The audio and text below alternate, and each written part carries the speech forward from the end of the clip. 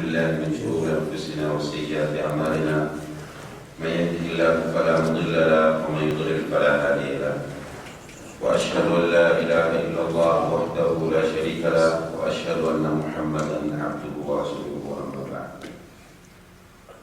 எல்லாம் வல்ல அல்லாஹ் ஜல்ல ஷானஹு வ தஆலாவை புகழ்ந்து தூதர் முஹம்மது முஸ்தபா ஸல்லல்லாஹு அலைஹி வஸல்லம் அவர்கள் மீது ஸலவாத்தும் ஸலாமும் கூறியிருக்கின்றனர். கண்ணியத்திற்குரிய பெரியவர்களே, சகோதரர்களே, அஸ்ஸலாமு அலைக்கும் வரஹ்மத்துல்லாஹி வ பரகாத்துஹு. அல்லாஹ் ஜல்ல ஷானஹு வ தஆலாவுடைய பேரருளால் அவருடைய மார்க்கத்தை அறிந்து அதை நம்முடைய வாழ்க்கையில் நடைமுறைப்படுத்த வேண்டும் என்ற ஒரு தூய்மையான நோக்கத்தோடு இந்த இடத்திலே நாம் எல்லோரும் அமர்ந்திருக்கிறோம். அல்லாஹ் தஆலா நம்முடைய இந்த அமர்வை கபூல் செய்து இதிலிருந்து பயனடைந்தவர்களாக கலைந்து செல்ல அருள்பாலிக்க வேண்டும் என்று முதலில் பிரார்த்தித்துக் கொள்கிறேன். அன்புள்ள சகோதரர்களே, ரசூல் ஸல்லல்லாஹு அலைஹி வஸல்லம் அவர்கள் தூதராக அனுப்பப்பட்ட அந்த பின்னணியை நாம் பார்க்கிற நேரத்தில் அன்றைய உலகம் ஜாஹிலியத் என்று சொல்லக்கூடிய அறியாமையின் உச்சகட்டத்தில் இருந்ததை பார்க்க முடிகிறது. அதாவது ரசூல் ஸல்லல்லாஹு அலைஹி வஸல்லம் அவர்கள் தூதராக வருவதற்கு முன்னால் அந்த சமூகத்தில் எல்லா விதமான பாவங்களும் நிறைந்து காணப்பட்டன.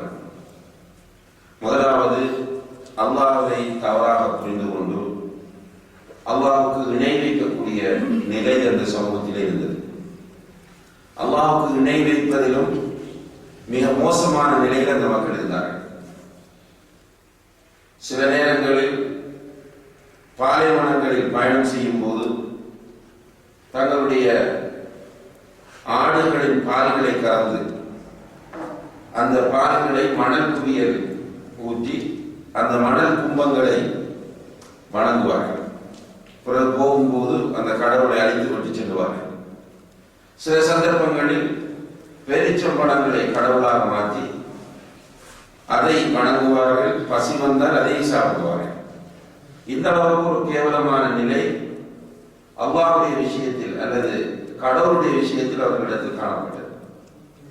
அதே போன்று இந்த பஞ்சமா பாதகங்கள் என்று சொல்லக்கூடிய அனைத்து விதமான பாவங்களும் அந்த சமூகத்தில் அங்கீகரிக்கப்பட்டது. விபச்சாரத்தை பொறுத்தவரையில் விபச்சாரத்தை அந்த சமூகம் இழிவான ஒரு செயலாக பார்க்கவில்லை. வீடுகளில் விபச்சாரம் தாராளமாக நடக்கும். அந்த விபச்சாரத்தை சமூகம் கண்டுகொள்ளாமல் இருக்கும். அந்த விபச்சாரத்தில் ஈடுபடுகிற பெண்கள் கற்பமாகிவிட்டால் மாத்திரம் அதில் சமூகம் தலையிடும். அந்த குழந்தைக்கு தந்தை யார் என்பதில் மாத்திரம் சமூகம் தலையிடுமே தவிர விபச்சாரத்தை கண்டுகொள்வதில்லை. சில நேரங்களில் தந்தையுடைய மனைவி மகன் திருமணம் செய்யக்கூடிய நிலையில் இருந்திருக்கிறது. கொலை, கொள்ளை, மது, சூது, வட்டி எல்லாமே இந்த சமூகத்தில் இருந்தது. இப்படியான ஒரு கேவலமான சமூகத்தில் அல்லாஹ் ஜல்ல ஷானஹு வ தஆலா நபிகள் நாயகம் ஸல்லல்லாஹு அலைஹி வஸல்லம் அவர்களை தூதராக அனுப்புகிறார். நம்மிடத்தில் இந்த பாவங்கள் எல்லாவற்றையும் குறிப்பிட்டு இதில் மிகப்பெரிய பாவமாக இதை நீங்கள் பார்க்கிறீர்கள் என்று கேட்டால் எல்லோருமே இணை வைத்தலை தான் குறிப்பிடுவோம். என்ன நமக்கு தெரியும், இணை வைத்தல் என்பது அல்லாஹ்வினால் மன்னிக்கப்படாத ஒரு அநியாயம், ஒரு கொடுமை. ஆனால் ரசூல் ஸல்லல்லாஹு அலைஹி வஸல்லம் அவர்களுக்கு அல்லாஹ் தஆலா முதலாவது அருளிய வஹி எதை கட்டளையிடுகிறது என்று நாம் பார்க்கிற நேரத்தில் இக்ரா என்றுதான் அமைகிறது. ஓதுவீராக, படிப்பீராக. இணை வைத்தலின் உச்சகட்டத்தில் மக்கள் இருக்கிறார்கள். விபச்சாரத்தை அங்கீகரித்திருக்கிறார்கள். மதுபானத்தில் மூழ்கி கிடக்கிறார்கள். கொலை வரி பிடித்து காணப்படுகிறார்கள். வட்டியிலே அவர்கள் திளைத்து காணப்படுகிறார்கள். இப்படி இருக்கிற மக்கள் மத்தியில் முதலாவது அல்லாஹ் தஆலா அருளக்கூடிய வஹி ஓதுவீராக, படிப்பீராக என்கிற வகைதான். அல்லாஹ்வை ஏகத்துவப்படுத்துங்கள் அல்லது தொழுகையை நிலைநாட்டுங்கள் என்கிற கட்டளைக்கு முன்னர் முதலாவது இந்த சமூகத்திற்கு இடப்பட்ட கட்டளை ஃபர்து, கல்வியை தேடுவது என்பது. அறிவு வந்தால் நாம் இருக்கிற தவறுகளை நம்மால் இனம் கண்டுகொள்ள முடியும். ஒருவன் அறியாமல் இருக்கும் போதுதான் பாவங்களை அவன் செய்கிறான். இணை வைக்கக்கூடிய மக்கள் முஸ்லிம் அல்லாதவர்களாகவும் இருக்கலாம், அல்லது முஸ்லிம்களுக்குள் உள்ளவர்களாகவும் இருக்கலாம். இவர்கள் ஏன் இணை வைக்கிறார்கள்? இணை வைத்தல் பாவம் என்று தெரிந்து கொண்டு இணை வைக்கிறார்களா என்று கேட்டால் நிச்சயமாக இல்லை. ஒரு நல்லெண்ணத்தோடு தான் அவர்கள் இணை வைக்கிறார்கள். கபர்களுக்கு செல்லக்கூடியவர்கள், அவுலியாக்களை மதிக்கிறோம் என்று சொல்லி அவுலியாக்களத்தில் பிரார்த்தனை செய்யக்கூடியவர்கள், அல்லது வேறு கடவுள்களை வணங்கக்கூடியவர்கள் நல்லெண்ணத்தோடு தான் வணங்குகிறார்கள். இந்த கடவுள்களோடு ஒப்பிட்டு அல்லாஹ்வை புரிந்து கொள்ளக்கூடிய அளவுக்கு அறிவு அவர்களிடத்தில் இல்லை. ஆபத்தின் போது மரணித்த ஒருவரை அழைக்கிறார்கள், அந்த நேரத்தில் அல்லாஹ்வை பற்றிய சரியான அறிவு அவர்களிடத்தில் இல்லை. அதனால்தான் அது சரி என்று நினைத்தவர்கள் செய்கிறார்கள். அல்லாஹ் தஆலாவும் இந்த அல்லாஹ் அல்லாதவர்களை பற்றி, இவர்கள் வணங்கக்கூடிய அல்லாஹ் அல்லாத தெய்வங்களை பற்றி பேசுகிற நேரத்தில் சூரத்துல் ஹஜ்ஜிலே சொல்கிறார், வமா கதருல்லாஹ ஹக்க கத்ரி. இவர்கள் அல்லாஹ்வை மதிக்க வேண்டிய விதத்தில் மதிக்கவில்லை. அல்லாஹ்வை மதிக்க வேண்டிய விதத்தில் எப்போது மதிப்பார்கள்? அல்லாஹ்வை பற்றி அறிவு இருந்தால் தான் மதிப்பார்கள். எனவே இஸ்லாம் முதலாவது நமக்கு வலியுறுத்தக்கூடிய அம்சம் என்னவென்றால் கல்வி. இந்த கல்வியிலே இஸ்லாத்தை பொறுத்தவரையில் பயன் தரக்கூடிய அத்தனை கல்விகளையும் அது வலியுறுத்தினார். ரசூலுல்லாஹி ஸல்லல்லாஹு அலைஹி வஸல்லம் துஆ செய்கிறார்கள், அல்லாஹும்ம இன்னி அஸ்அலுக இல்மன் நாஃபிஅன். யா அல்லாஹ், பயன் தரக்கூடிய கல்வியை உன்னிடத்தில் நான் கேட்கிறேன். அல்லாஹும்ம இன்னி அஊது பிக மின் இல்மின் லா யன்ஃபா. பயன் தராத கல்வியை விட்டு உன்னிடம் பாதுகாவலை தேடுகிறேன். பயனுள்ள கல்வி தாய் என்று கேட்டிருக்கிறார்கள், பயனற்ற கல்வியிலிருந்து பாதுகாப்பு தேடியிருக்கிறார்கள். எனவே பயனுள்ள கல்வி மனிதனுக்கு அவசியம் என்றிருந்தாலும் கூட ஒவ்வொரு மனிதனும் கண்டிப்பாக அறிந்து கொள்ள வேண்டிய, கற்றுக்கொள்ள வேண்டிய மிக முக்கியமான அம்சம் அல்லாஹ்வை பற்றி அறிவு. அல்லாஹ் தஆலா சூரத்து முஹம்மதிலே சொல்லும்போது, ஃபஅலம் அன்னஹு லா இலாஹ இல்லல்லாஹ், அறிந்து கொள்ளுங்கள் அல்லாஹ்வை தவிர உண்மையான வணக்கத்திற்குரிய கடவுள் வேறு யாரும் இல்லை. இப்போ முதலாவதாக ஒரு மனிதன் அறிந்து கொள்ள வேண்டியது அல்லாஹ்வை பற்றி அறிவு. இஸ்லாம் மனிதன் மீது கடமையாக்கி இருக்கிற அறிவு இஸ்லாமிய அறிவு, இஸ்லாமிய கல்வி. இந்த இஸ்லாமிய கல்வி மிக கடுமையாக இஸ்லாத்தில் வலியுறுத்தப்பட்டிருக்கிறது. இஸ்லாமிய கல்வி ஏன் வலியுறுத்தப்படுகிறது என்று சொன்னால், ஒரு மனிதன் இந்த உலகத்தில் படைக்கப்படுகிற நோக்கம் அவன் அல்லாஹ்வை வணங்க வேண்டும் என்பது. இது எல்லோருக்கும் அடிப்படையிலே தெரிந்த ஒரு அம்சம். அதை பற்றிய குர்ஆன் வசனம் தெரியாதவர்களே நம்முடைய சமூகத்தில் இல்லை என்கிற அளவுக்கு பிரபல்யமான ஒரு விஷயம். வமா ஹலக்துல் ஜின்ன வல் இன்ஸ இல்லா லியஅபுதூன். மனிதர்களையும் ஜின்களையும் என்னை வணங்குவதற்கே அன்று நான் படைக்கவில்லை. உண்மையிலேயே அல்லாஹ்வை எப்படி வணங்க வேண்டும் என்றால் அதை பற்றி அறிவு எனக்கு இருக்க வேண்டும். இப்ப அல்லாஹ்வை தெரியாது, அல்லாஹ்வை எப்படி வணங்க வேண்டும் என்பதும் எனக்கு தெரியாது. இப்போது இவன் இலகுவான முறையில் வழிகெடுக்கப்படுவான் அல்லாஹ்வுடைய பெயரால், இஸ்லாத்தின் பெயரால். நிறைய நம்முடைய சமூகத்தில் வித்யார்த்திகள் நூதன அனுஷ்டானங்கள் தோன்றுவதற்குரிய காரணத்தை பார்க்கும்போது மக்களிடத்தில் ஏற்படக்கூடிய ஆர்வத்தை பயன்படுத்தி ஷைத்தான் அவர்களை வழிகெடுப்பதுதான் இதற்கான காரணம். இவர்களிடத்தில் இஸ்லாத்தை பற்றிய அறிவு கிடையாது. இப்ப நாம் ஒவ்வொருவரும் ஒவ்வொரு துறையில் நிறைய கற்றிருக்கிறோம், நிறைய விஷயங்களை படித்து வைத்திருக்கிறோம். ஆனால் நம்மில் பலருக்கு குர்ஆன் ஓத தெரியாது. நிறைய பல மொழிகளிலும் சிறப்பு தேர்ச்சி பெற்று வழங்கக்கூடிய மக்கள், அல்லது பல துறைகளிலும் சிறப்பு தேர்ச்சி பெற்று வழங்கக்கூடிய மக்களிடத்தில் நம்ம பார்த்தால் ஒரு டாக்டர் என்போம், ஒரு என்ஜினியர் என்று சொல்லுவோம், அல்லது வேறு ஒரு கம்ப்யூட்டர் துறையில் நிபுணத்துவம் வாய்ந்த ஒருவர் என்று சொல்லுவோம். முஸ்லிம் என்று அவர் தன்னை அடையாளப்படுத்துவார். அவரிடத்தில் போய் கேட்டு பாருங்கள், உங்களுக்கு குர்ஆன் ஓத தெரியுமா என்று கேட்டால் குர்ஆன் ஓத தெரியாது. எத்தனை ஹதீஸ் கிதாபுகள் இருக்கின்றன, ஒரு தெரிந்த ஒரு 3 ஹதீஸ் நூல்களை சொல்லுங்கள் என்று கேட்டால் கூட சொல்ல முடியாத நிலையில் நிறையப்படுத்தவர்கள் இருக்கிறார்கள். இப்ப இஸ்லாமிய கல்வி என்பது நம்முடைய சமூகத்தில் 2வது நிலைக்கு மாறிவிட்டது. அவர்களுடைய உலக லாபங்களை ஈட்டித் தரக்கூடிய கல்விக்கு முக்கியத்துவம் கொடுக்கப்பட்டு விட்டது. இப்ப உலக ரீதியான கல்விக்கு முக்கியத்துவம் கொடுத்து இஸ்லாம் அந்த கல்வியை தடை செய்யவில்லை. நான் ஆரம்பத்தில் குறிப்பிட்டது போன்று பயன் தரக்கூடிய கல்விகளை தேடுவது இஸ்லாம் நமக்கு வலியுறுத்தி இருக்கிறது. இருந்தாலும் கூட இம்மையிலும் மறுமையிலும் பயன் தரக்கூடிய அடிப்படையான இந்த கல்வியை மக்கள் புறக்கணிக்கிற காரணத்தினால்தான் வழிகேடுகள் இந்த சமூகத்தில் சாதாரணமாக வருகின்றன. அவர்களுக்கு எது நன்மை என்று சொல்லப்படுகிறதோ அத்தனையும் செய்வதற்கு தயாராக கூடுதல் பக்தி உள்ளவர்களிடத்தில் நிறைய ஷிர்க்குகளை நாம் காண முடிகிறது. அதிகமான ஆர்வம் உள்ள மக்களிடத்தில் நிறைய விதத்துக்களை நாம் காண முடிகிறது. ஏனென்றால் இவர்களுக்கு அடிப்படையான அறிவு எதுவும் இல்லை, அதற்காக நேரம் ஒதுக்குவதற்கும் அவர்கள் தயாராகவும் இல்லை. இதை பாருங்கள், நம்முடைய வாழ்க்கையில் நமக்கு முன்னேற்றம் கிடைப்பதற்கு ஏதாவது ஒரு துறை இருக்கிறது என்று அடையாளப்படுத்தப்பட்டால் அந்த துறையில் நாம் அதிக ஆர்வம் காட்டுகிறோம்.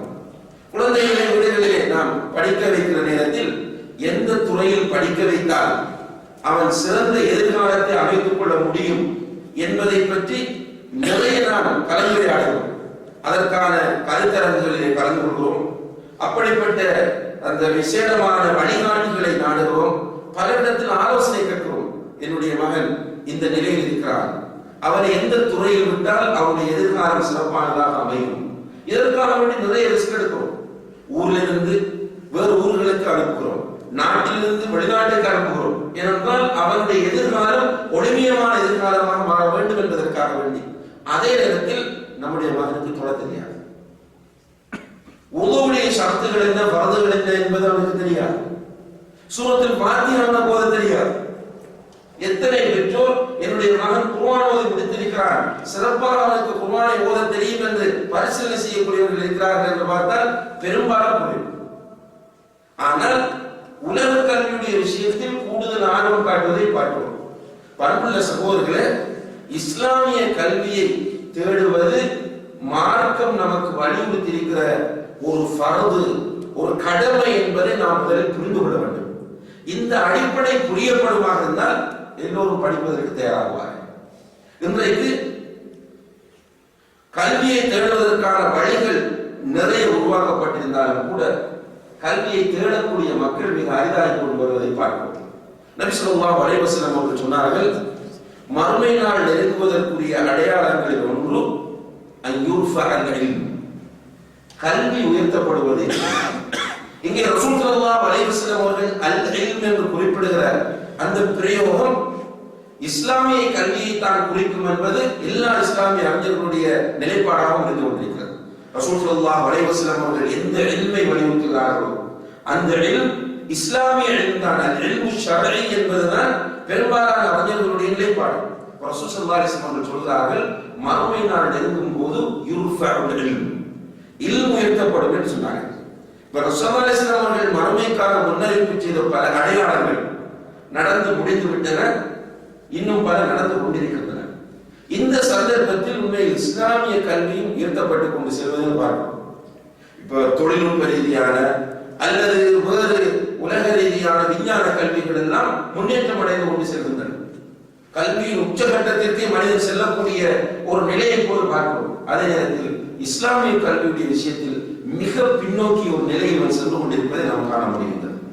நம்முடைய வாழ்க்கையிலே அதை நாம் பார்க்கலாம். இஸ்லாமிய கல்வி ஆர்வத்தோடு தேட வேண்டும் என்று நினைக்கிற மக்களுடைய எண்ணிக்கை எந்த அளவு நம் மத்தியிலே இருக்கிறது. வெளிநாடுகளுக்கு வரக்கூடிய குறிப்பாக சவுதி அரேபியா போன்ற நாடுகளுக்கு வரக்கூடிய சகோதரர்களுக்கு இந்த கல்வியை பெறுவதற்கான நிறைய வாய்ப்புகள் அல்லாஹ்வினால் வழங்கப்பட்டிருக்கின்றன. இந்த வாய்ப்புகளை அவர்கள் பயன்படுத்துகிறார்களா? உதாரணமாக வார வாரம் இந்த இடத்தில் நடைபெறக்கூடிய இந்த வகுப்பு ஒன்று இங்கே நடைபெறுகிறது என்பது நிறைய பேருக்கு தெரியும், நிறைய பேருக்கு எத்தி வைக்கப்பட்டிருக்கிறது. ஆனால் இந்த வகுப்புகளிலே கலந்து கொண்டு பயனடைய வேண்டும் என்று நினைக்கிறவர்களுடைய எண்ணிக்கை தெரியும். எவ்வளவு ஆர்வம் இதிலே காட்டப்படுகிறது சிந்தித்து பாருங்கள். சஹாபாக்கள் எப்படி இருந்தார்கள் என்றால் ஒருவருக்கொருவர் பரஸ்பரம் இந்த கல்வியை கற்றுக்கொள்வதற்காக வேண்டி அழைக்கக்கூடியவர்களாக இருந்திருக்கிறார்கள். ரசூல் ஸல்லல்லாஹு அலைஹி வஸல்லம் அவர்கள் அதை வலியுறுத்தினார்கள். இதா மரத்தும் பிரோதத்தும் மின் ரியாதில் ஜன்னதி ஃபர்தஉ, நீங்கள் சுவன பூங்காக்களில் ஒன்றை தாண்டி சென்றால் அதில் மேய்ந்து விட்டு செல்லுங்கள் என்று சொன்னார்கள். சஹாபாக்கள் கேட்டார்கள், வமா ரௌதத்துல் ஜன்னதி யா ரசூலல்லாஹ், நீங்கள் சுவன பூஞ்சோலை என்று எதை வர்ணிக்கிறீர்கள் என்று கேட்டார்கள். ரசூலுல்லாஹி ஸல்லல்லாஹு அலைஹி வஸல்லம் சொன்னார்கள், மஜாலிஸுல் திக்ர், அல்லாஹ்வை பற்றி பேசப்படக்கூடிய சபைகள் என்று சொன்னாங்க. இப்ப அல்லாஹ்வை பற்றி பேசப்படக்கூடிய சபைகள் சுவன பூங்காக்கள்.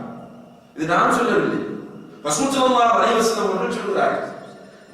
அல்லாஹ்வை பற்றி பேசப்படக்கூடிய சுவன பூங்காக்களை நீங்கள் கடந்து சென்றால் அதில் உட்கார்ந்து மேய்ந்து விட்டு செல்லுங்கள் என்று சொன்னார்கள். இன்றைக்கு நம்முடைய சமூகத்தில் அதிகமானவருக்கு வெறுப்பான ஒரு இடமாக இது மாறிவிட்டிருக்கிறது. அதில் குறிப்பாக ஆர்வமான சகோதரர்கள் கூட, மார்க்கத்தை பற்றி ஓரளவு அறிவிக்கிற சகோதரர்கள் கூட இந்த மஜாலிஸ் திக்ரை புறக்கணிக்கிற ஒரு நிலையை பார்க்கிறோம். இதற்கு ஒரு காரணம் இருக்கிறது. அதாவது நம்ம மத்தியிலே ஒரு வகையான அந்த பேச்சு கவர்ச்சிகளுக்கு நாம் அடிமைப்பட்டிருப்போம் ஒரு காரணம். இங்கே வந்து வகுப்பு நடத்துகிற ஒருவர், அவர் சுவாரஸ்யமாக மக்களுடைய மனங்களை கவரக்கூடிய முறையில் பேசக்கூடியவராக இருந்தால் அவரை நாடி நிறைய வருகிறார்கள். இங்கே ஒரு கவர்ச்சிக்கும் ஒரு டேஸ்டுக்குமாக வருகிற ஒரு நிலை உருவாக்கப்பட்டது இஸ்லாமிய கல்வியில் நம்முடைய சமூகம் பின்னடைவதற்கு ஒரு காரணமாக அமைகிறது. யதார்த்தமாக யோசித்தால் அங்குள்ள சகோதரர்களே, இப்படியான மஜ்லிஸ்களில் உட்காருவது அது ஒரு இபாதத், மிக முக்கியமான ஒரு விஷயம். இந்த விஷயம் நம்முடைய சமூகத்திற்கு நிறைய உணர்த்தப்பட வேண்டும். இதில் பேசப்படுகிற விஷயம் உங்களுக்கு கவர்ச்சியானதாக இருக்கலாம், கவர்ச்சி இல்லாததாக இருக்கலாம். குர்ஆன் ஹதீஸுக்கு உட்பட்ட அமைப்பில் நடைபெறக்கூடிய இந்த மஜ்லிஸ்களில் உட்காருவதே ஒரு இபாதத், தனி இபாதத். இது ஒரு இபாதத் என்பதை இந்த சமூகம் புரிந்து கொள்ளுமாக இருந்தால் யாராக இருந்தாலும் வந்து உட்காரும். ஏனென்றால் ரசூல் ஸல்லல்லாஹு அலைஹி வஸல்லம் அவர்கள் சொன்னார்கள், நீங்கள் கல்வியை பெறுகிற நோக்கத்தில் இப்படி ஒன்று கூடி உட்கார்வீர்களாக இருந்தால் இந்த மஜ்லிஸில் மலக்குகளும் வந்து உட்காருவார்கள். சாதாரணமான மஜ்லிஸ் கிடையாது. ஒரு கடை தெருவுக்கு நீங்கள் சென்றால் அந்த இடத்தில் அதிகமாக ஷைத்தான் இருப்பார். ஒரு சினிமா கொட்டைக்கு நீங்கள் சென்றால் அல்லது ஒரு வீட்டிலே ஒரு கம்பெனியிலே நீங்கள் ஒரு டிவியை வைத்து அதிலே சினிமாவை போட்டுக் கொண்டிருந்தால் அந்த இடத்தில் ஷைத்தான் இருப்பார். ஆனால் இந்த இடத்தில் 100% மலக்குகள். அந்த மலக்குகள் நம்மோடு உட்கார்ந்து என்ன செய்கிறார்கள் என்றால் நமக்காக வேண்டி இஸ்திக்ஃபார் செய்கிறார்கள். நம்ம வருகிற இன்டென்ஷன், நம்முடைய நியத் தூய்மையானதாக இருந்தால், அல்லாஹ்வை பற்றி பேசப்படுகிற ஒரு சபைக்கு நான் செல்கிறேன், அல்லாஹ்வுடைய திருப்தி எனக்கு தேவை என்கிற நோக்கத்தோடு நாம் இந்த மஜ்லிஸுக்கு வந்து இதிலே உட்கார்ந்தால் மலக்குகள் இங்கே உட்கார்ந்து நமக்காக இஸ்திக்ஃபார் செய்கிறார்கள். நாமே நமக்கு இஸ்திக்ஃபார் செய்வது மிக குறைவு. ரசூலுல்லாஹி ஸல்லல்லாஹு அலைஹி வஸல்லம் அவர்கள் சொல்கிறார்கள், யா அய்யுஹன் நாஸ் தூபு இலல்லாஹி வஸ்தக்ஃபிரு ஃபஇன்னி அதூபு இலல்லாஹி ஃபில் யௌமி 100 மர்ரா. மனிதர்களே, நீங்கள் அல்லாஹ்விடத்தில் திரும்பி அவரிடத்தில் பாவ மன்னிப்பு தேடுங்கள். நான் ஒரு நாளைக்கு 100 தடவைகளுக்கு மேல் பாவ மன்னிப்பு தேடுகிறேன். ரசூலுல்லாஹி ஸல்லல்லாஹு அலைஹி வஸல்லம் அவர்கள் முன்பின் பாவங்கள் மன்னிக்கப்பட்ட நபிமார்களின் தலைவர். இவர்கள் ஒரு நாளைக்கு 100 தடவைகள் பாவ மன்னிப்பு தேடி இருக்கிறார்கள். 100 தடவை விட அதிகமாக. அப்ப நம்மை போன்ற பலவீனமான எந்த விதமான உத்தரவாதமும் இல்லாத மக்கள் எவ்வளவோ இஸ்திக்ஃபார் செய்ய வேண்டும். இப்ப நமக்கு நாம் இஸ்திக்ஃபார் செய்வதே மிக குறைவு. இப்ப நம்முடைய இந்த நிலையில் மலக்குகள் நமக்காக இஸ்திக்ஃபார் செய்வார்கள் என்கிற விஷயம் நமக்கு தெரிந்தால் நிச்சயமாக இந்த மஜ்லிஸில் வந்து உட்கார்வதற்கு நாம் விரும்புவோம். அது மட்டுமல்ல, ரசூலுல்லாஹி ஸல்லல்லாஹு அலைஹி வஸல்லம் சொன்னார்கள், மஜ்தமா கௌம் ஃபீ பைத்தின் மின் புயூத்தில்லாஹ் யத்லூன ஆயாத்தில்லாஹி வ யததாரஸூனஹு ஃபீமா பைனஹும் இல்லா நஸலத் அலைஹிமுஸ் ஸகீனா வ கஷியத்துஹுமுர் ரஹ்மா வ ذكرஹுமுல்லாஹு ஃபீ மன் இன்தா. ஒரு கூட்டம் அல்லாஹ்வுடைய வீடுகளில் ஒன்றில் உட்கார்ந்து அல்லாஹ்வுடைய கலாமாகிய குர்ஆனை ஓதி அதை பற்றி தங்களுக்கு மத்தியில் பேசிக் கொள்வார்களாக இருந்தால் அவர்கள் மீது அல்லாஹ்வுடைய ஸகீனத் என்கிற அமைதி வரும். அல்லாஹ்வுடைய அருளுக்குரிய மலக்குகள் அவர்களை சூழ்ந்து கொள்வார்கள். அந்த கூட்டத்தை அல்லாஹ் தன்னிடத்தில் இருக்கிற மலக்குகளிடத்தில் பெருமையாக சொல்லுவான். நம்ம ஒவ்வொருவருடைய பேரை அல்லாஹ் தஆலா குறிப்பிட்டு, பாருங்கள் என்னுடைய இந்த அடியான், இன்னாருடைய மகன் இன்னான் இந்த இடத்திலே இருந்து கொண்டு என்னை பற்றி பேசுகிறான் என்று அங்கே மலக்குகளிடத்தில் அல்லாஹ் பெருமையாக பேசுவான் என்று நபிகள் நாயகம் ஸல்லல்லாஹு அலைஹி வஸல்லம் அவர்கள் சொல்கிறார்கள். இப்ப இந்த விஷயம் நமக்கு தெரிந்தால் ஏதாவது ஒரு மஜாலிஸு திக்ர், அல்லாஹ்வை பற்றி பேசப்படுகிற சபையை கண்டால் ஓடி உட்கார்வதற்கு தான் நாம் விரும்புவோம். ஆனா நம்மளிடத்தில் வளர்க்கப்பட்டிருக்கிற கலாச்சாரம் என்ன? அவர பயானுக்கு போனால் இன்ட்ரெஸ்டா இருக்கு, இவர் நல்லா பேசுவார், இவர் அப்படி பேசுவார், சுவாரஸ்யமாக மக்களை சிரிப்பூட்டி பேச செய்வார், எனவே அங்கே செல்வோம். பார்க்கிறோம் இன்றைக்கு ஒருவர் சிரிப்பூட்டி பேசக்கூடியவராக இருந்தால் அங்கே மக்கள்